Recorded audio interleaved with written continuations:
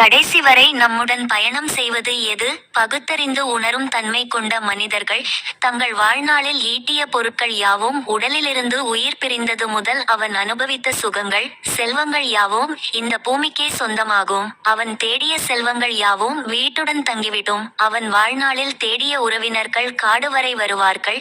உயிர் பிரிந்த உடலுக்கு ஈமச்சடங்குகள் செய்து முடித்த பின்பு அவர்களும் அவ்விடத்தை விட்டு சென்று விடுவார்கள். பின்பு அந்த மனிதனின் ஆன்மாவோடு கடைசிவரை துணையாக நிற்பது அவன் வாழ்கின்ற வாழ்நாளில் செய்து வந்த பாவ, புண்ணியங்கள் மட்டுமே. ஒருவர் தன்னுடைய வாழ்நாளில் முடிந்த அளவு பாவங்களை செய்யாமல் புண்ணியங்களை செய்தவராக இருப்பின் அவர் சொர்க்கலோகத்தை அடையும் மார்க்கமும், அடுத்த பிறவிகளில் அவர் எடுக்கும் ஜென்மாக்களும் நன்மை அளிக்கக்கூடிய சூழ்நிலைகளில் இருக்கும் இடத்தில் அமையும்.